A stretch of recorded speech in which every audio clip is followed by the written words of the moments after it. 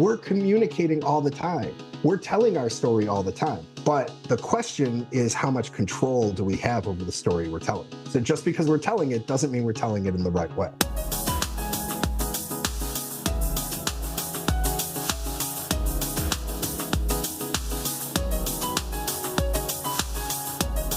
Welcome to the Nonprofit Fundraising Exchange, a podcast from IPM Advancement.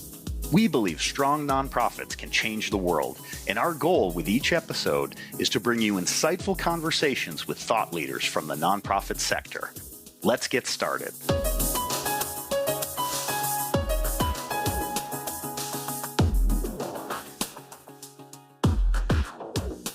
Welcome, listeners, to the Nonprofit Fundraising Exchange. I'm your host, Russ Fanoff.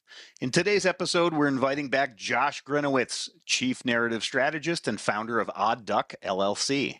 You may remember that Josh was on the podcast recently talking about how to use storytelling to engage donors on tough issues like climate change and gun violence prevention. Josh also recently co-authored the book Interrupting Violence with Ricardo Kobe Williams, and that book has made the national bestseller list since last time we spoke. Congratulations, Josh. When we wrapped up our previous conversation, I reached out to Josh for some recommendations on reading materials about narrative strategy, storytelling, and writing. He suggested I look for 5 of his favorites: Damn Fine Story by Chuck Wendig, Story Factor by Annette Simmons, Let the Story Do the Work by Esther Choi, Story 10X by Michael Margolis, and Consider This by Chuck Polaniuk. After diving into some of these, we emailed Josh and set up this conversation because there are just so many great insights for our listeners. So here we are, back for a one-on-one conversation to discuss narrative strategy, to talk about flipping the script on storytelling and how nonprofits can tell their stories in a different way to be more effective. Welcome back, Josh. Woo! Thank you, Russ. It's good to be back. I'm thrilled. You picked like the topic for us to geek out on. Nice. This may be the first 72-hour episode of your podcast, but Yes. I think this is part of our relationship has been geeking out on this topic, and I think we have a lot to share with your listeners. Absolutely. I'm super excited because, like full disclosure, I've really been in this mindset of problem solution storytelling. And so, reading through some of these books, there's just this whole other world to talk about. So to start, let's kind of start here. Describe for our listeners why now is just such a great time for nonprofits to get serious about the way that they approach story and narrative. So I think there's 3 trends that are sort of impacting this space happening simultaneously, which makes it very difficult to sort of cut through the noise and to help elevate or spotlight the issues that are so important to us and to your listeners. The first is ubiquitous media channels. So we no longer have just like network dominance. We have multiple streaming services. We have all sorts of channels and different media outlets that are competing for an audience attention span. Yeah. And this is unprecedented in history. So the sheer volume just makes it all the more important to not just have a story to help kind of elevate an issue, but a strategic story that can hit multiple touch points and really sort of create some momentum. Okay. I think the second trend that we're seeing is as a cultural phenomenon in response to all of this content is that you have people siloing off, creating what the media has been referring to as, these echo chambers, where you have these spaces where I'm going to be very selective about the media that I consume, about my media diet. And that in itself is not problematic. It's a response just to the sheer volume. But where it does become challenging is you get this sort of politicized tribal sort of division where these siloed echo chambers are self-referential. Yeah. And it's very difficult to influence, an audience that's deeply entrenched in their own sort of media machine. Yeah. And I think the third is the fact that you have a lot more young, savvy donors who are socially conscious, who are maybe suffering from some audience fatigue themselves, and they don't just want to give to a cause, which is maybe the kind of default position of who we're trying to advocate to, but they want to be part of a movement. They want to feel like they belong and that they're part of the story on the issues that they're trying to advance. And so I think those three trends happening simultaneously and intersecting are really influencing the importance of why a nonprofit needs to curate their stories more carefully, be more strategic, and really give extra love and attention to how they tell their own stories. Excellent, excellent. So as we set up this conversation, let's go one step further. Let's further clarify for our listeners the difference between story and narrative. Now, just very simply from the basics, as I understand it, a story is something that's just very well defined. It has a beginning, a middle, and an end, and it's really a limited recounting of a moment in time and space. A narrative, on the other hand, is much more expansive. A narrative is like a construct, like the American dream is a narrative. Exactly. How would you explain the difference? Am I on track with all that? You are. What I would say, how we differentiate it, and I'll kind of elaborate, but how we differentiate it is stories are units of narrative. Okay. Right. So they're one-off components. Multiple stories make up the narrative of the American dream, or some of the misaligned components of the narrative of the American dream, like you can pull yourself up by your bootstraps. That's a narrative. It's a dominant narrative in this country. But that's fed by all sorts of stories of the self-made man and, these overnight success stories that feed into this narrative. How we look at it, Russ, is we look at a narrative ecosystem. Yeah. So concentric rings at the very center, what we refer to as sort of a micro story. Micro stories are your memes, your one-off tweets, your Facebook posts, and so on, because you can do a lot with that micro story. Yeah. Then one concentric ring outside of that is mini story, short form, anecdote, and then we get into the larger scale, what leads up to narrative, which are more difficult to shape. Your lore, narrative, and meta narrative. Okay. Lore is what we used to refer to as water cooler talk. It's how an organization talks about the leadership at that organization. Maybe you have a story of, I remember when I was at a nonprofit, we went through, this was a homelessness prevention nonprofit, emergency funding. We went through a full year of funding in about 3 months because there was such a great demand. This was right at the start of the housing crisis. And so there was such a significant demand. That fed into the lore of how we talked about our emergency response services. So this is sort of the self-referential within an organization. Then outside that, you have narrative, which is what we're talking about, these larger scale issues and how these larger scale issues are talked about. And then meta-narrative is sort of the ideas that are infused or connected together to form that narrative. So going back to the example we talked about with the American dream, pulling yourself up by the bootstraps is another narrative that's sort of coupled with that. And together, those form a meta narrative around autonomy and, ingenuity and the American spirit. Other examples would be how often through, media engagement, we tell stories about violence, community violence, or crime and public safety, and how that gets racialized. And so the fusion of those ideas becomes a meta-narrative.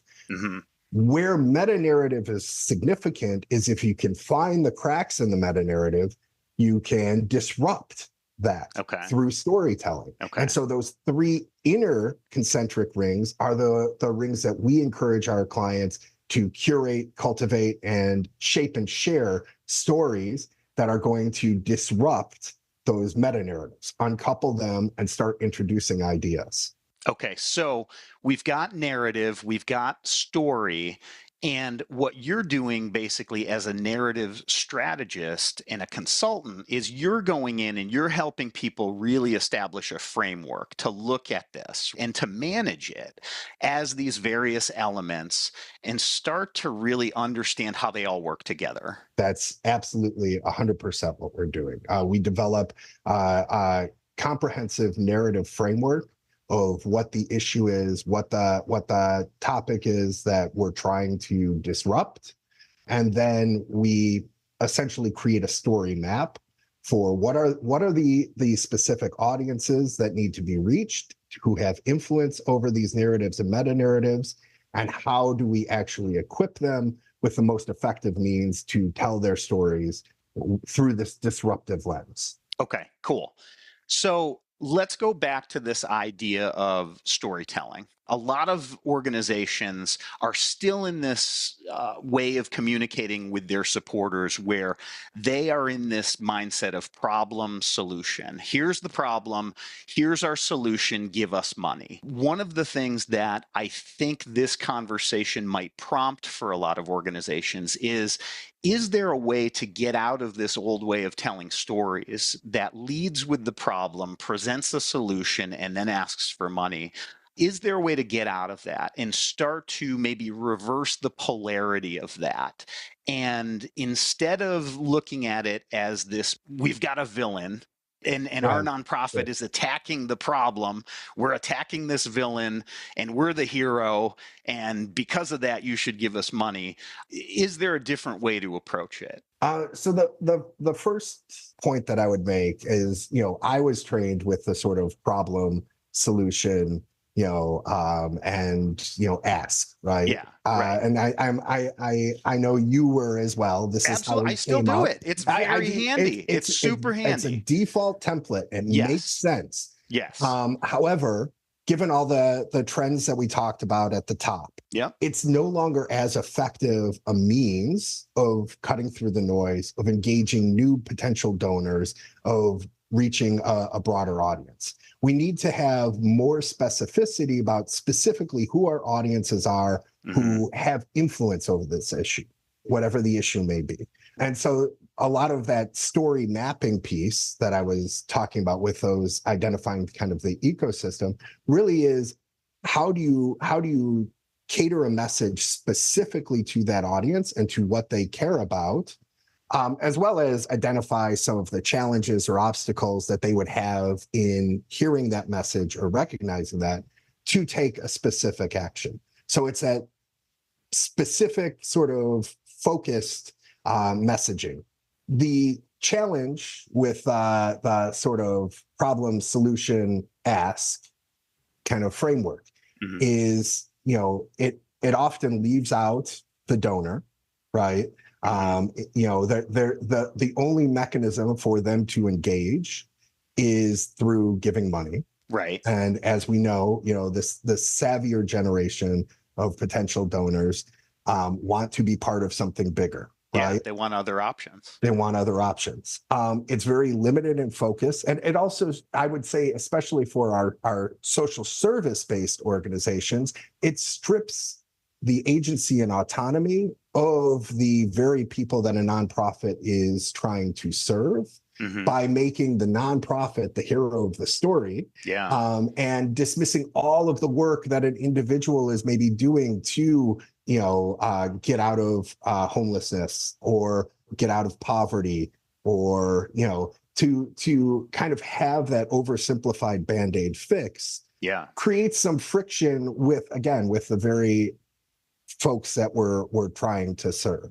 And so I think that kind of templated response creates a inherent challenges in delivering the story. I think it's far more effective to promote the world or the reality that we want to achieve, that the end result, and then showing directly how a prospective donor or prospective champion, ambassador can be part of that story and help create that future. I think that's a far more effective means of storytelling to sort of, again, disrupt these dominant narratives. Yeah, it's this idea of you have a messaging structure that is us versus them.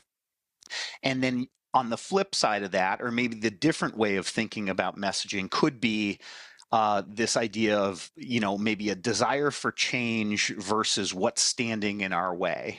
That's right. And so, that could be, another way to say that would be, we all love and we want to have a world that looks like X, Y, and Z. But to get there, here's all the obstacles that are standing in our way. Right. And so it's interesting, I am a Gen X skeptic. And so some of these authors that you kind of pointed me toward were saying, hey, this is the new way of messaging. And, as a skeptic, I'm like, listen, there's kind of this baked in human biological response to problem, solution, happy ending. I don't know if we're going to get past that. But I can admit that this might be more effective. So I don't think you throw out the old stuff. It might work for a lot of people, but I do admit that this could be more effective with a lot of people. And I wouldn't say it's about throwing out the old stuff either, Russ. Okay. Yeah. I think the biggest differentiation is thinking about it in terms of like story and narrative. And so going back to that kind of model, and one of the things that I promote with my clients is what we refer to as epic epoch.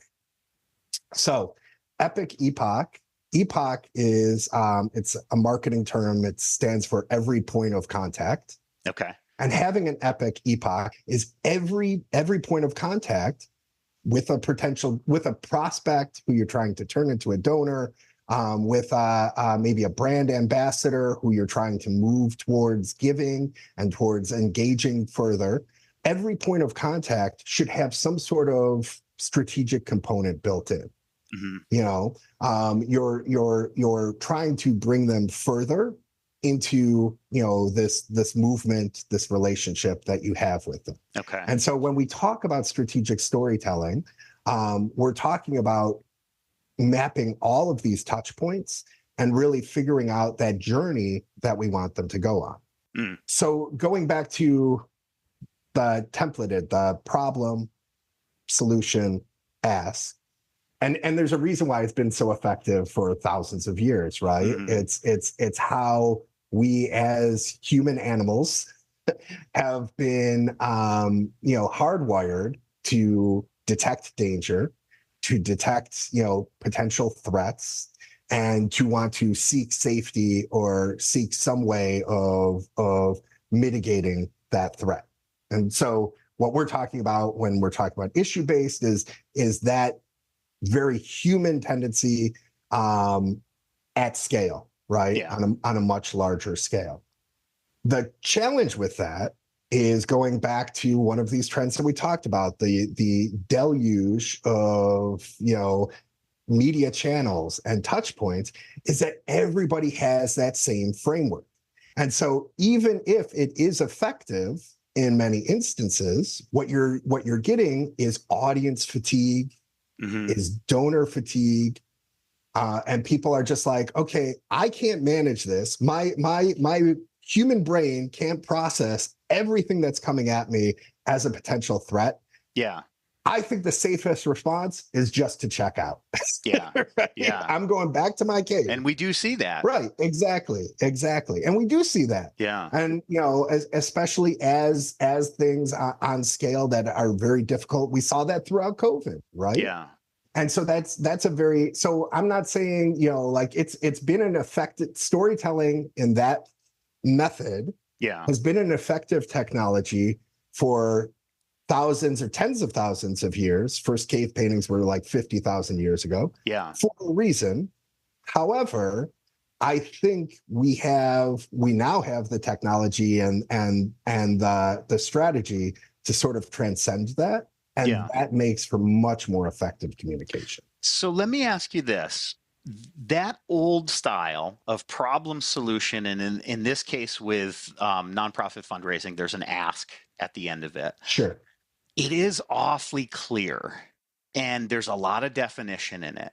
And it's that to me is attractive. Mhm. This idea of big concepts and the continuity factor of narrative sometimes feels overwhelming to me as someone who's consuming things. Sure.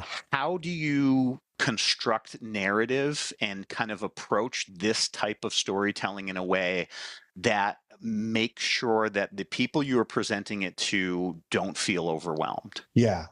Yeah. I think that's fair. I think that's a fair assessment.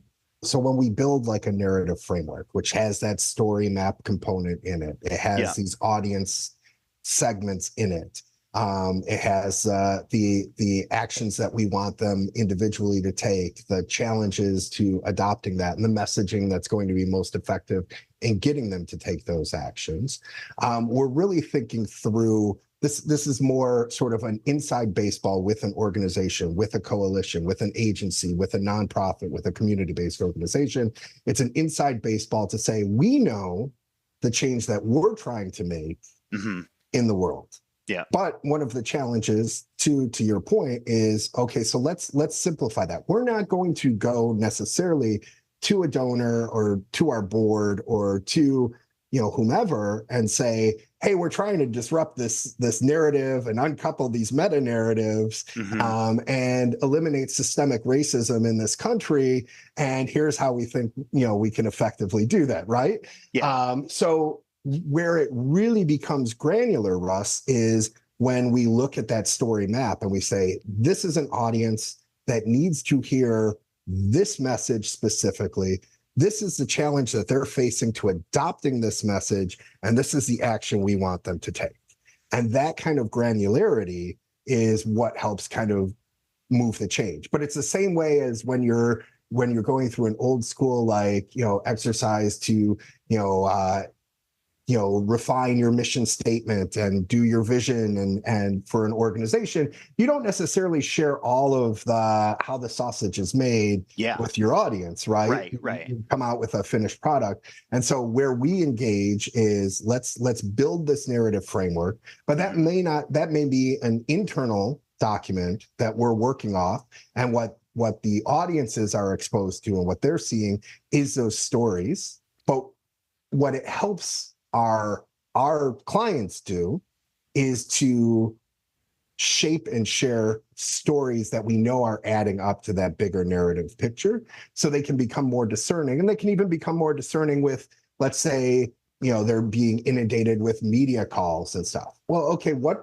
are the media touch points here, the stories that are going to be most effective to influencing this narrative? Yeah. And so we can greenlight some of those, and some of those we don't need to spend the time doing these interviews. Yeah. And what I'd say too, right? Like, so many of us we're communicating on a regular basis, regardless, to get the message out or get the word out. So our story is getting out there, whether we have control over it or not. Right. The strategic storytelling piece is, let's actually take a step back. Let's give some thought to exactly how we're crafting these stories so that we know that they're adding up to a greater whole. Yeah. And right. Phase one in our discovery process is, let's really nail down sort of this vision of what you want to create, right? A vivid vision of what you want to realize in the world, what your organization is working for.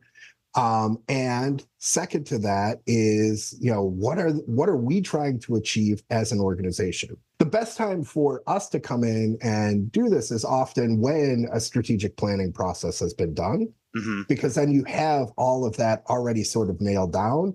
And it's, okay, how can we curate the stories that are going to advance these specific objectives, these specific goals that we've strategically defined we want to be at as an organization over the next 5 years.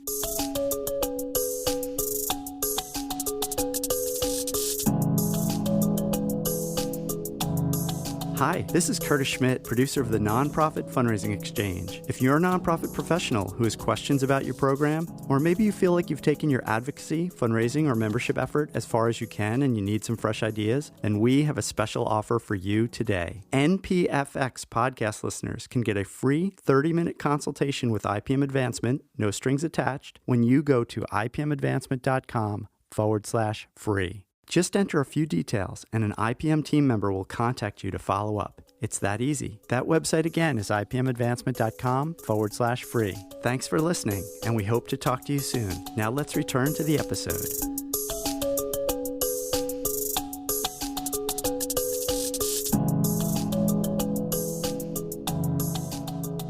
Josh, you were talking about story mapping, and I'd like to talk about message and messenger. What approach would you take with clients to help them clarify their message and find the right messengers? Yeah. So, I mean, there is a whole process of, again, once we've defined the narrative and the meta narrative that we're trying to focus on, once we've defined the objectives that we as an organization, as a movement, as a coalition are trying to achieve, then who are those influencers? Who are the folks who can yay this initiative, nay this initiative, or are sitting on the fence in what's referred to as the messy middle, and maybe being influenced by both sides, but with the right conversation can be won over to the issue that we're trying to advance. So we try to narrow that down, honestly, ideally to 4. There's a tendency, and you probably know this, Russ, and your listeners probably know, but in marketing, the adage is if you're trying to message to everyone, you're messaging to no one at all. Right. So we try to get that down as specific as possible. And I would say too, I just want to highlight the reason that we, prioritize at least one nay in this conversation is, one, we want to know what are the arguments that they're putting forward. So we're just including that because, again, the tendency is to counter maybe with data or with something other than what's going to be most effective. But we also, yesterday's enemies could be today's allies, right? And so we want to make sure that we're messaging to them in ways that can effectively bring them in to help, advance this cause or the mission that we're taking. So we do a whole process of, key informant interviews, of conversations, of data collection to figure out, who are the most effective audiences that we want to reach.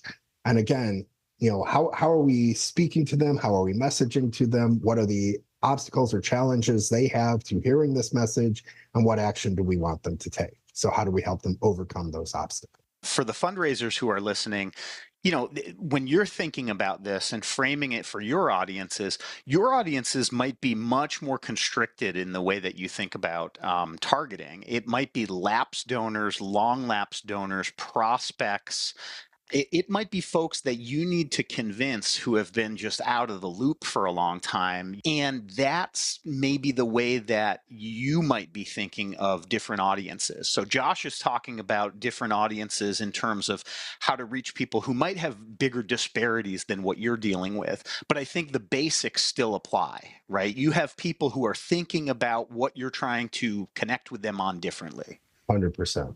And I will say too, one of the biggest challenges that we often face when we're at that stage of the story mapping process is that everybody wants everybody included. Yeah. So they're like, well, I'm talking to, these people on a regular basis, And so the 2 biggest pitfalls, one is, we end up with 24 audiences. Yeah. We're like, okay, how do we narrow that down to just 4, right? Yep. And 2 is we end up with kitchen sink audiences. Yeah. So it's like, okay, well, this audience is going to include, both or local, state and federal, health providers. It's like, well, that's a big audience. And the messaging needs to be more nuanced to each of those. They're going to respond to different things. And so I think one of the biggest challenges is just getting folks to narrow that down and to try to get as specific as possible so that we don't have those kind of kitchen sink buckets that we're trying to message to. Excellent. Let's move on to one of the things that came up in our prior conversation that we talked about with Brian Malty, which was very important to that conversation, which was the aspect of data in these constructs. We know that data is an important part of making the case for people, but in one of the books that you recommended to me, I believe one of the authors put it this way. He said that data was a way that you could absolutely make sure that your story is dead on arrival. So if you put data up front, Yeah. your pitch to that person and your ability to connect with people will be dead on arrival. Is that something you agree with? And where do you position data in kind of the construct of storytelling? Yeah. So I will say I'm one of those storytelling advocates who says data is essential. We need data. But again, talking about sort of the times and some of the challenges with the times that we're living in, data is often immediately suspect. Mm-hmm. I have worked with public health professionals presenting, their findings, their data, and in multicolor, brilliant pie charts and bar graphs, and as exciting as data gets, infographics, woo! Yeah. Except they're literally run out of these meetings at times, and this has happened. This happened throughout COVID. So I think the tendency is often, to lead with data because we're like, oh, data itself is unimpeachable. That's our tendency as a society, as a culture. Yeah. Where we encourage clients is first, what is the data that has the most impact? Because one of the pitfalls that organizations make is not only leading with data, but leading with a lot of data. Yep. And so if you're inundating, your audience, that goes back to that audience fatigue. They're going to tune it out. Yep. The second thing is going back to how we as human beings are hardwired. So we're hardwired to connect with other human beings, to connect with individuals, and to understand that. So I would say, individual stories or even organizational stories should be the data should be part of that equation, and that individual story should uplift the data itself rather than issuing a statement of fact and coming out swinging with a piece of data or something along those lines. You want to uplift a story, and ideally a story of impact, mm-hmm. and then use that story as a lens or a prism with which to focus sort of the data that you're sharing. Yeah, interesting. I think one of the authors that I read also suggested that you could use data as a way to anchor the information that you're presenting to people or the story that you're telling. So it's not necessarily a way to kind of lead the story, but you can use them as anchor points to ground the story that you're telling. We did a year-long engagement with primarily with data scientists on helping them shape and share stories for community-based data. And the tendency throughout all of these organizations, whether they were focused on homelessness prevention, they were focused on poverty or anti-poverty initiatives, public safety initiatives, or whatever, the tendency was always let's start with the data, data forward. And a lot of the work that we did was sort of looking at how can we make the story a vehicle for the data rather than the reverse. Because the tendency that most of these organizations made was, well, the story should just be an evidence point for the data, should back the data up. Yeah. And in actuality, again, it's, you lead with an individual story that takes you into, and this problem isn't just Herbert, who we're profiling here, who has been, directly impacted by XYZ policy, but there are, 300 Herberts in the state or 700 Herberts in the state who, are also contending with this and da da da da. Interesting. Yeah. So before we get off data, one of the things that came up also that I was reading is that data is also used as this idea of the evidence of truth. And so is that an opportunity to kind of silence people's doubts in their mind? Yeah. I mean, what I would go back to is the human technology, right? So how we're hardwired. And we're hardwired essentially to make decisions with an emotional response. We may go back retroactively and rationalize our decision, but that first decision is based on, am I afraid of this? Is this providing hope? Is this optimistic? Is this, challenging? Do I feel guilty or what have you? It's registering on an emotional level. One of the things that we do when we do a narrative framework is we spend a lot of time focusing on what is the tone you want to set with these messages. And tone is emotional tone. It's what do you want your audience is essentially to feel when they are engaging with this material, when they are experiencing this story. And so we would encourage oftentimes curating that experience first, and the data being that once that decision is made, this is how you rationalize it. So baking that fully into the story itself. Wonderful. Well, one more thing before we get into closing remarks and takeaways. If there are folks listening, especially folks who are in a position to kind of implement this kind of work, what would you recommend in terms of how they could get started on something like this? Say it's something their organization has never tackled before. They're in this approach that focuses on problem, solution, ask for money.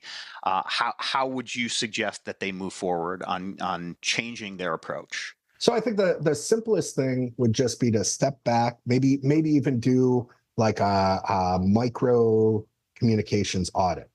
Look at some of the appeal letters that have gone out. Look at how the website, is positioned right now, and talking to the audience about the issue.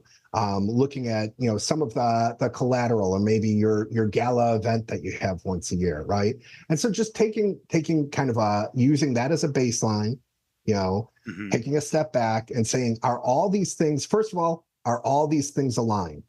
Are we saying the same story or similar stories at the same time with each of these touch points?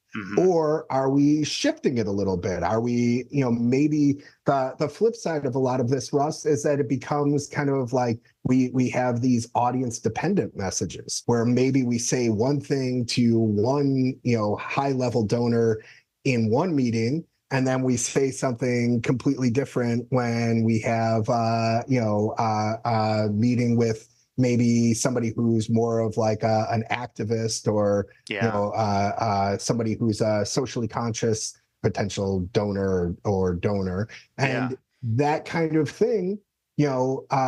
Without that sort of message integrity, right?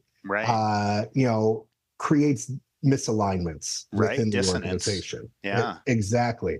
And so just doing kind of a micro snapshot of maybe the last 3 months or the last 6 months, of what has your messaging looked like? What has this, and try to discern what is the story that we're telling, and is this the most effective way to be telling this story? And so that would be the first thing that I would encourage. The second is just be experimental in the stories that you're telling. So, if you want to break out of that template that you and I were both trained in, Russ, right? Like, it's our default template, and it's default for a reason, because that's the way our brains work, and that's the way our audience brains work, because all of us are human. It's just experiment. Try A/B testing with 2 appeal letters, right? One with the traditional format, problem solution, and one that's maybe a little more visionary and tries to hit some of those hopeful notes, right? The optimistic notes, and see which one's more effective. That's another strategy that you can use. These sort of micro experiments that we can run as an organization, because as I said, we're communicating all the time. We're telling our story all the time, but The question is, how much control do we have over the story we're telling? Yeah. So just because we're telling it doesn't mean we're telling it in the right way. All right. Well, Josh, we have to go. We can't stay all day. I wish we could, but we're going to do this again. We're going to keep talking about this. It's super important. Wonderful. Before we go, I'll ask, what is the one thing you'd like listeners to take away from this conversation? It can be something we talked about or something that hasn't come up yet. Well, I think the one thing that I would want audiences to take away is really just thinking about your narrative, thinking about what the change you are trying to make in the world is, and really defining that. And then taking a step back and saying, are all of our stories in alignment with that change? Is everything pointed at what we're trying to do in the universe? Wonderful. And my takeaway after having this conversation and thinking back to the previous conversation that we had with our friend Brian Malty, that largely centered on very difficult topics like gun violence and climate change and things like that.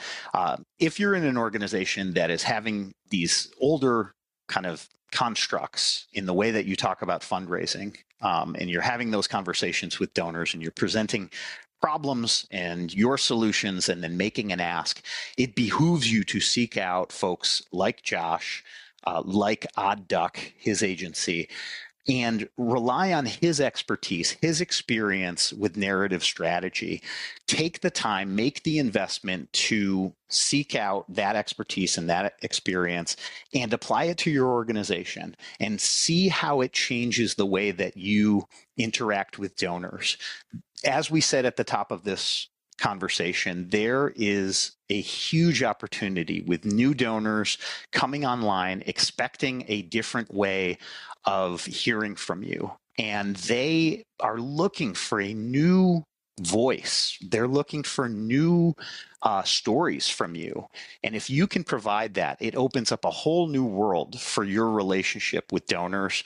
And in turn, that's going to change the way that you can raise money from people. Absolutely. Thanks, Russ. And it's always a pleasure. And I really appreciate geeking out with you. And I hope your listeners appreciate it half as much as we do. Best way to find me is oddduck.io. That's our website. That's our creative consultancy. We're focused primarily on storytelling for social change, specifically for impact-driven organizations. And so you can find a lot of examples and stuff that we've done. And I would also, I would truly appreciate it if your listeners are interested in picking up the book that I co-authored with Kobe Williams, Interrupting Violence. It is a memoir. It is unconventional true crime, and it can be picked up at interruptingviolence.com or anywhere books are sold. It's on the shelves at Barnes & Noble. People are sending me pics of it in the wild, which is very exciting. But I would say, a lot of the work that we did in telling Kobe's story and in the memoir itself will highlight a lot of the lessons that I think you and I, Russ, talked about today. Awesome. Josh Grenowitz, an amazing chat today. And thanks to our producer, Curtis Schmidt. Curtis did a huge amount of work prepping me for this episode. There was a ton of content to go through and review and put all together in a digestible format to prepare us for this podcast. And I really appreciate Curtis. Thank you so much. And to our listeners, thank you for joining us. And we'll see you next time on the Nonprofit Fundraising Exchange. That concludes this episode of the Nonprofit Fundraising Exchange. Thanks to our panel for sharing their insights and expertise. If you'd like to learn more about our panel members or any of the organizations or resources featured in this episode, we will include links in the show notes. If you like this podcast, we would love your help spreading the word. First, please subscribe in Apple Podcasts, Spotify, or your favorite podcast app so you always know when a new episode is released. Second, forward the episodes you like to friends and colleagues or share them on social media. Word of mouth is one of the best ways you can help us reach more nonprofit professionals like yourself. And if you use Apple Podcasts or Audible, please leave us a review. Positive reviews are how many listeners decide whether or not to try out a new podcast. We appreciate your help. For suggestions on topics, guests, or nonprofit organizations you'd like to hear on the podcast, send an email with the subject heading NPFX suggestion to contact@ipmadvancement.com. For back episodes and more resources like white papers, infographics, and blog articles, please visit the free IPM Advancement Nonprofit Resource Library at ipmadvancement.com/resources. Thanks for listening, and we'll see you next time.